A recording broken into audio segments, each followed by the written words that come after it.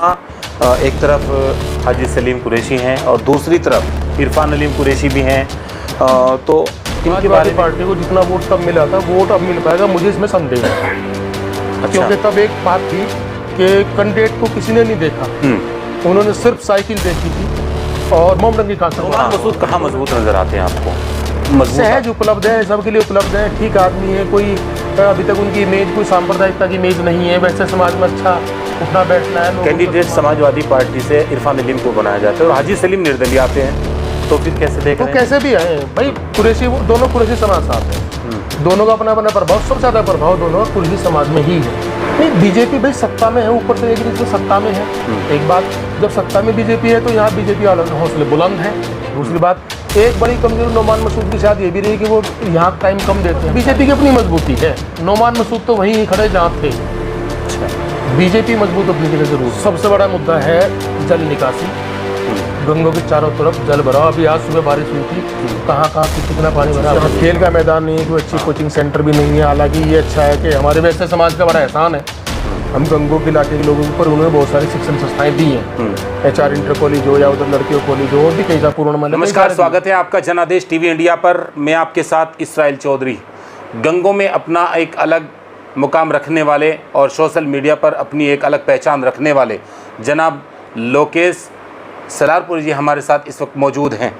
आज हम उनसे सवाल करेंगे। निकाय चुनाव नज़दीक है और गंगों नगर पालिका परिषद भी हमेशा चर्चाओं में रहती है।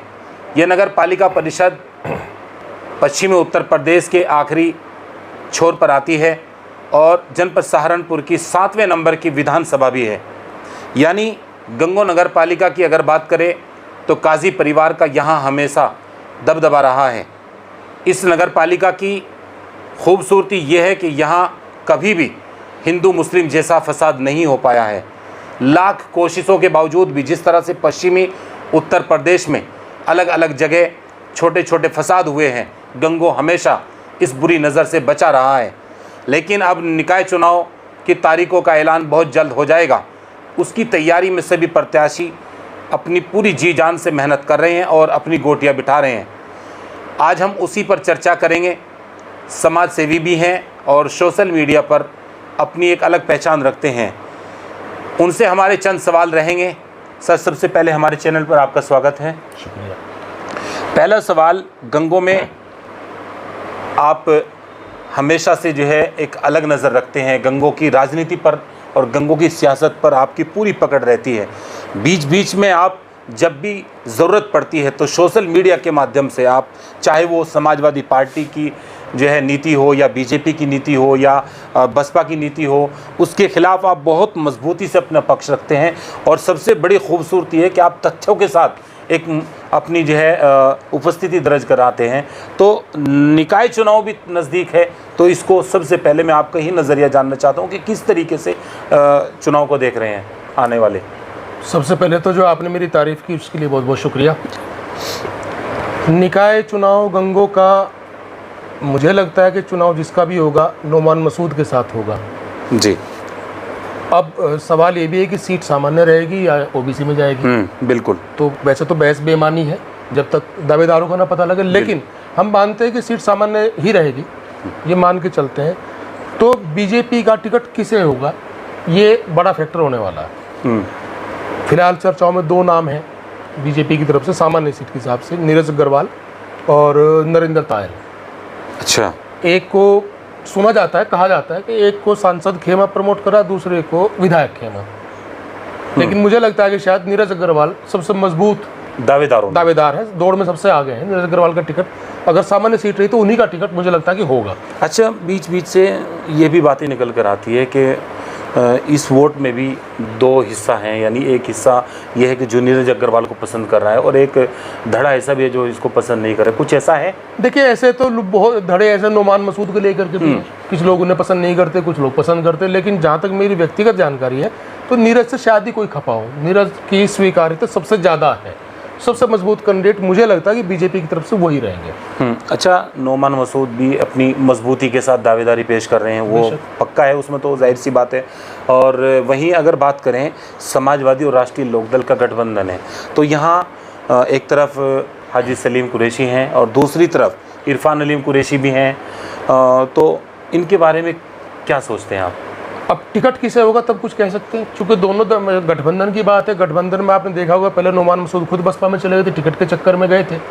अब टिकट इलाहा में इरफान अलीम कुरैशी का होगा या सलीम का होगा, उसके बाद कुछ कह सकते हैं कि इनमें कौन मजबूत कैंडिडेट रहेगा। तो यहाँ एक बात और निकल के आ रही है, जिस तरह से विधानसभा का उपचुनाव हुआ, 2022 का चुनाव हुआ, और इसमें समाजवादी पार्टी अच्छा खासा वोट लेकर गंगों से निकल कर गई, तो समाजवादी की जो कैंडिडेट हैं, जो अपने आप को दावेदार बता रहे हैं, वो यहीं पर अपने आंकड़े जोड़ रहे हैं। क्या ये आंकड़े बेमानी है या बिल्कुल सही है? मुझे लगता है वो स्थिति नहीं है, परिस्थितियां बदल गई हैं। समाजवादी पार्टी को जितना वोट तब मिला था, वोट अब मिल पाएगा, मुझे इसमें संदेह है। अच्छा। क्योंकि तब एक बात थी कि कैंडिडेट को किसी ने नहीं देखा, उन्होंने सिर्फ साइकिल देखी थी, और मोमडन की खासकर बात कर रहा हूं, उन्होंने मोमडन ने एक मुश्त वोट दिया था समाजवादी पार्टी को। अब वो स्थिति मुझे नहीं लगता कि है। तो समाजवादी पार्टी कैंडिडेट हो या गठबंधन का हो, उतनी मजबूती से चुनाव लड़ पाएगा। नहीं दिया, एक मुश्त तो नहीं दिया, तक दिया है जी जी, उसे एक मुश्त वोट ही वो कहते हैं। अगर 75% किसी कम्युनिटी का वोट मिले तो वो एक मुश्त माना जाता है जी। तो मुझे नहीं लगता कि उतना वोट इस बार मिल पाए। अच्छा, तो अगर मान लीजिए, पहले हाजी सलीम कुरैशी और इरफान अलीम पर ही थोड़ी सी चर्चा कर लेते हैं जी।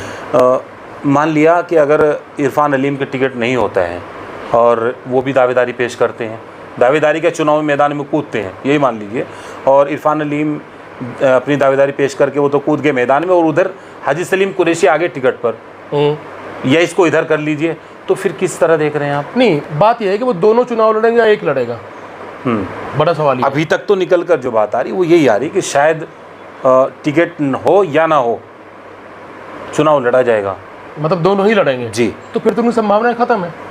अच्छा, कम से कम समाजवादी लोक दल की संभावना तो खत्म वही हो जाती है अगर दोनों कैंडिडेट चुनाव लड़ते हैं, तो इस पर आगे विचार करने को फायदा ही नहीं है।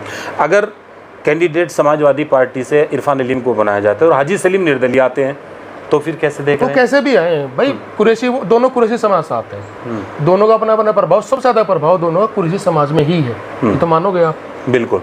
तो जाहिर सी बात है अगर वो दोनों चुनाव लड़ते हैं, दोनों निर्दलीय लड़े, दोनों टिकट पर लड़े, दोनों एक निर्दलीय एक टिकट पर लड़े, लेकिन वोट का बंटवारा तो कुरैशी समाज का होगा ना। अच्छा, जिस तरह से भारतीय जनता पार्टी की एक चर्चा निकल कर आई थी कि यहाँ नया प्रेसमन भी होगा, और अब तो हालांकि उसकी संभावना समाप्त हो गई, तो इस बात से ये जाहिर होता है कि Bharatiya Janata party full active है, यानी पूरी तरह से गंगों पर पूरी नज़र है। मैं ज़्यादा लंबी बात तो कोई फ़ायदा नहीं, लेकिन मैं एक बात बता दूं कि नोमान मसूद की राह इस बार सबसे ज़्यादा मुश्किल होने वाली है। अच्छा। भाजपा बहुत मजबूती से चुनाव लड़ेगी और जीत भी सकती है पहली बार। अच्छा, क्या समीकरण है जीतने का?